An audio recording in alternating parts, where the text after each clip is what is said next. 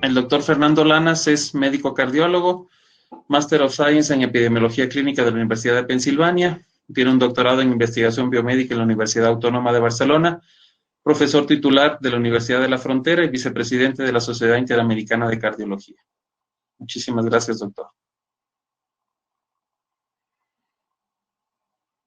Bueno, es para mí un gran honor presentar al doctor Renato Lopes, quien es académico en Estados Unidos, es profesor de medicina, es miembro del Duke Clinic Research Institution, que es uno de los grupos más activos de investigación en el mundo. Él tiene una maestría en la Facultad de Medicina de la Universidad de Duke y un doctorado en la Universidad de Sao Paulo, Brasil, en 2006. Y él es originalmente de Brasil y egresado de la Universidad de Santo Amaro en 2001. Él nos va a poner al día en un tema en el cual tiene una enorme experiencia y mucha publicación, que es el tema de la fibrilación auricular y la enfermedad coronaria. Un escenario complejo. Por favor, doctor Lopes. Hello, everyone. Thank you for the invitation to participate in this meeting. And the title of my talk is Atrial Fibrillation and Coronary Disease, a Complex Scenario. Here are my disclosures. So let's start by reminding everyone why atrial fibrillation and coronary disease, particularly patients undergoing PCI, is such an important topic. Well, if we look at every patient in the world that has atrial fibrillation, that requires anticoagulation therapy, and that at some point is going to undergo a PCI requiring antiplatelet agents, we actually have millions of these people all over the world, millions of these patients. So I'm sure that everyone here treats and sees these patients once a week, if not every day, as I do here at Duke. So again, very, very common patient population in clinical practice. And when we look at the advances that we made in the last years, on the left, in the coronary disease side, with newer stents, with newer platforms, with newer antiplatelet agents, we have made tremendous progress. But the problem of these trials is that they did not include patients with atrial fibrillation who also required anticoagulation therapy. And on the other hand, on the right, we made tremendous progress for atrial fibrillation with better drugs, better anticoagulants, understanding more about stroke prevention, understanding more about risk scores. But the problem with all these trials is that they excluded patients with a recent ACS or PCI.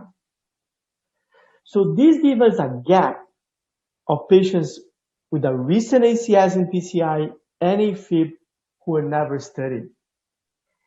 And why these patients were never studied or never included in the trials? Because they are too high risk. These patients are super high risk for ischemic events, for embolic events, and also for bleeding. So when you are developing a new drug, you don't want necessarily this patient population in your trial because the results, the patients might bleed too much or might have too many events. But the reality is that they did not get included in the trials, but they exist in clinical practice. So we need to know what to do to these patients. And if we could summarize the problem, here is the problem. I have to use dual antiplatelet therapy, aspirin, clopidogrel, for example, to prevent stent thrombosis, to prevent myocardial infarction and recurrent ischemia. Then I need to use oral anticoagulants to prevent strokes. But when I combine those therapies in what's so-called triple therapy, then my risk of bleeding is exponentially high. And the bad news is that there is no way that we can treat the EMI, the stroke, and the bleeding at the same time. It's impossible. Well, if this is impossible, then what's my goal? What is my objective when I see these patients? Well, the goal is to find what I've been calling for the last many years, the antithrombotic sweet spot. That's the goal. And what's the antithrombotic sweet spot?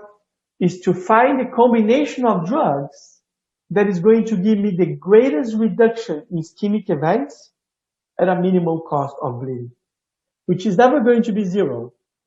But if I can minimize bleeding risk and keep the efficacy, that's my goal. It sounds very reasonable to find the sweet spot. However, when we look in clinical practice, how to find the sweet spot is not an easy task.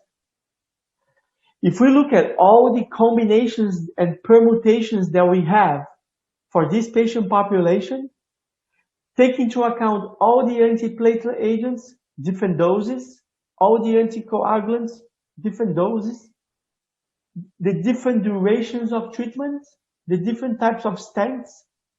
If we do the math, it gives us 2.8 million combinations to treat these patients in clinical practice.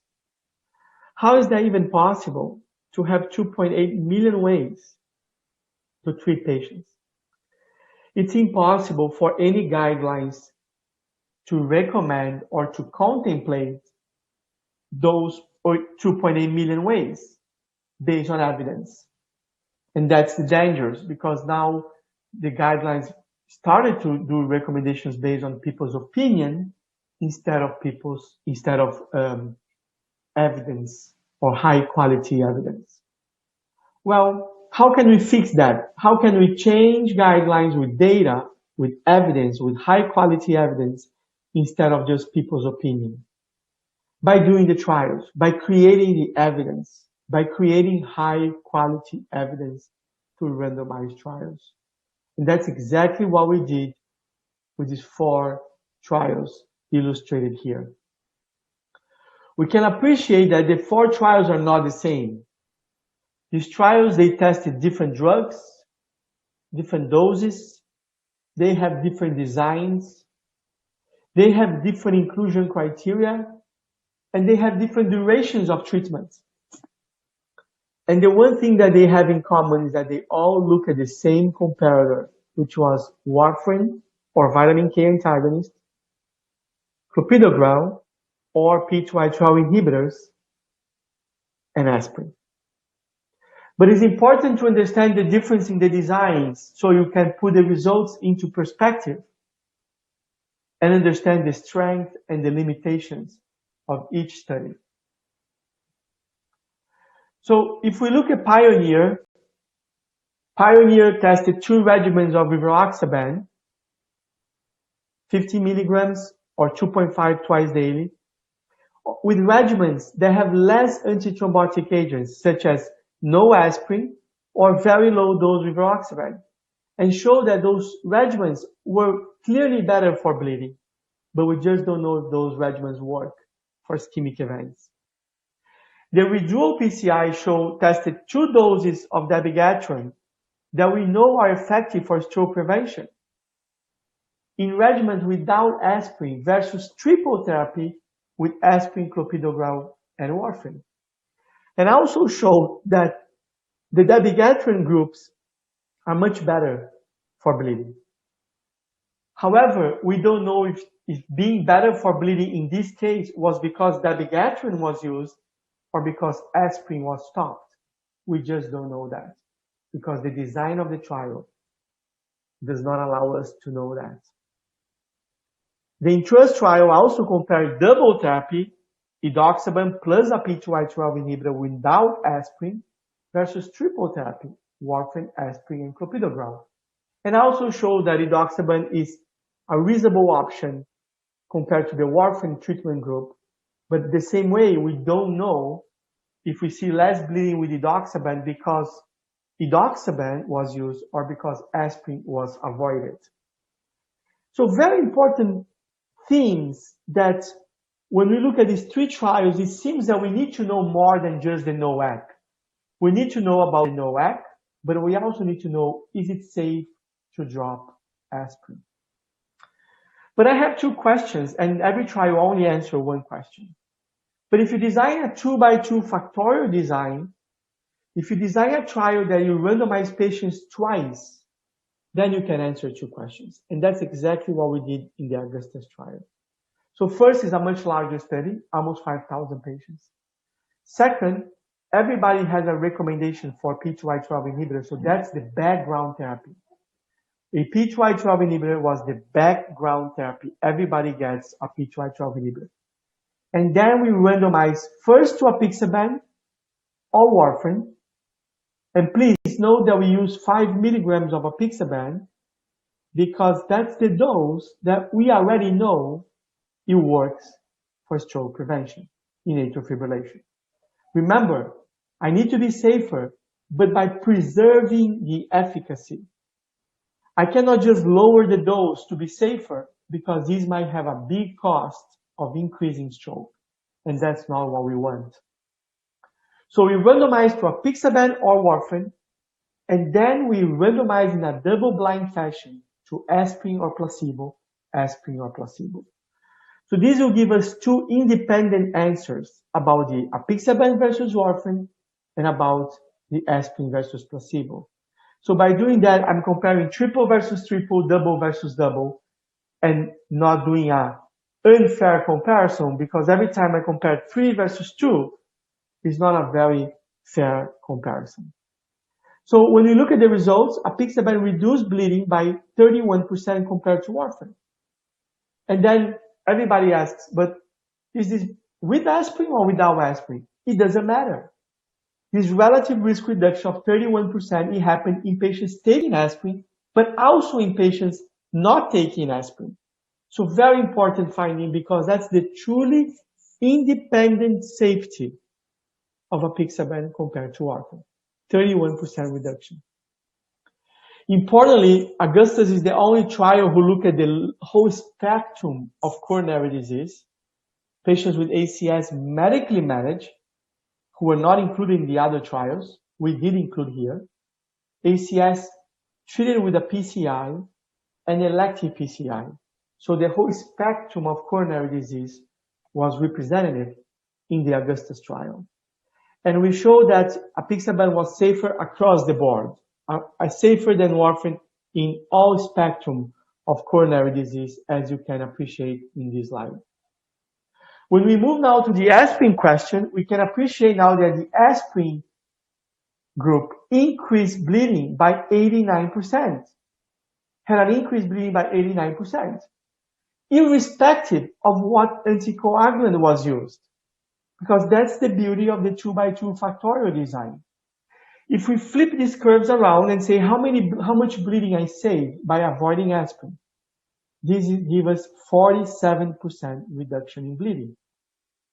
So think about, you use apixaban, you save 31% of bleeding. You avoid aspirin, you save 47% of bleeding independently. And when you look at the spectrum of coronary disease, very consistent. Aspirin increased bleeding in the whole spectrum of coronary disease. But if I avoid aspirin, I save 47% of bleeding, and if I use apixaban, I save 31%. What if I do both? What if I use apixaban but avoid aspirin? Well, then I have an additive effect, and I can save up to almost 80% of bleeding. And that's what we can see here in these 4 cells of the factorial design. The lowest rates of bleeding were seen with apixaban without aspirin. In other words, only apixaban plus clopidogrel. If I compare this regimen, this double regimen, with classic triple therapy with warfarin, aspirin, and clopidogrel, my number needed to treat is only 9. I need to treat only 9 patients with apixaban plus clopidogrel to save 1 bad bleeding. So really, really important. But now we also need to look at the other side of the equation And the other side of the equation is basically the ischemic events. We need to be able to look at ischemic endpoints. And when you look at that or ischemic endpoints, we found no significant difference between apixaban and warfarin. As a matter of fact, this was very reassuring because we know that warfarin is protected to the coronary, and here we see similar results with apixaban. But as a matter of fact, we found 50% less stroke in patients treated with apixaban. Despite being underpowered, despite being an exploratory endpoint, we found a significant nominal p-value for 50% less stroke. And why we found that? Well, we found that because we used the right dose. I already know that 5 milligrams works for stroke prevention. We already did the Aristotle trial with 18,000 patients. Now it was just very reassuring to see that even in a trial that was not powered for ischemic endpoints, we see the same direction in the reduction of stroke. Very important. But when we look at aspirin versus placebo, we also, for the composite endpoint of death or ischemic events, we did not find differences. But when we look at stent thrombosis, we found numerically, not statistically, but numerically higher rates of stent thrombosis in the placebo group. So it seems that aspirin has some protection for stent thrombosis. So we needed to look at that in more detail. And that's what we did when we presented this data a year ago at the American Heart Association, where basically we look at stent thrombosis over time. And we found that first, stent thrombosis is very rare. We had only about 30 events in 5,000, almost 5,000 patients. Second, and more importantly, 80% of the stent thrombosis, when they occurred in the first 30 days. And that was very important because it gives us important information if I want to tailor my treatment and prolong my duration of aspirin. That helps understand for how long should I keep aspirin longer. But I'm going to go back to that point in a second. So when we look at stent thrombosis alone in apixaban versus warfarin, we found numerically less stent thrombosis with apixaban, which was very reassuring of the antiplatelet effect that the factor Xa inhibitors have by inhibiting the thrombin receptor in the platelet. And again, when I look at aspirin, there was a 42% less stent thrombosis with aspirin compared to placebo. So when we put the four curves together, remember the four curves that we saw for bleeding was seen with apixaban plus clopidogrel, no aspirin. But for stent thrombosis, the best curve that we've seen is actually triple therapy with aspirin and apixaban. So apixaban, aspirin, and clopidogrel for 30 days, as you can see in the red curve, gives me the lowest rates of stent thrombosis. But we look at only stent thrombosis in this paper, so we needed to look at more than just stent thrombosis. How about myocardial infarction? How about cardiovascular death? And that's why we presented this year at ACC, at the beginning of the year, this paper where on the left, we look at bad bleeding events, fatal bleed, intracranial hemorrhage, major bleed. On the right, we look at bad ischemic events, CV death, stroke, myocardial infarction, stent thrombosis. We selected bad events for bleeding and for efficacy because we believe that it's more easy to compare. It's easier to compare bad bleeding events versus bad ischemic events. And if you look on the left, in the first 30 days, aspirin increased bleeding. But on the right, almost in the same proportion, aspirin reduces ischemic events in an almost 1-to-1 ratio. The same way that aspirin increases bad bleeding, aspirin protects against bad ischemic events. But after 30 days, look what we found. After 30 days, aspirin continues to increase bleeding. But now when I look on the right, aspirin has no effect whatsoever on ischemic endpoints. So those are very important findings because it helps us to decide that in certain patients, if I want to keep aspirin longer than just for the first few days after the PCI, the answer is that we should keep it only for 30 days and not for more than that. Because more than 30 days, we are only increasing bleeding risk and not giving any protection in terms of efficacy. Well, what if we put all this in a meta-analysis, all this data from all these 4 trials plus the worst trial, that was the warfarin trial. If we look at it in a network meta-analysis, and that's what we did here, it has to be a network meta-analysis because I am comparing regimens against each other and not A drug A versus A drug B. I am comparing regimens. And here are the 4 regimens that we have studied. Triple therapy with warfarin, triple therapy with NOAC. Double therapy, no aspirin with warfarin, double therapy, no aspirin with NOAC. If we look at those 4 regimens, here are the results in almost 12,000 patients. For bleeding on the top part of the slide, no question that a NOAC plus a P2Y12 inhibitor without aspirin is the safest regimen, including intracranial hemorrhage. For ischemic events, myocardial infarction, stent thrombosis, there was no significant difference among the 4 regimens. So remember, when you're trying to find the sweet spot, you can be better for bleeding by preserving the efficacy. That's what we want to find the sweet spot. So here is the conclusion of this meta-analysis. In patients with AFib undergoing PCI, a regimen that includes NOAC plus a P2Y12 inhibitor without aspirin is associated with the fewest bleeding complications, including intracranial hemorrhage, without a significant difference in ischemic events when I compare to regimens that include a vitamin K antagonist plus dual antiplatelet therapy like aspirin plus clopidogrel in what's so-called triple therapy, classic triple therapy.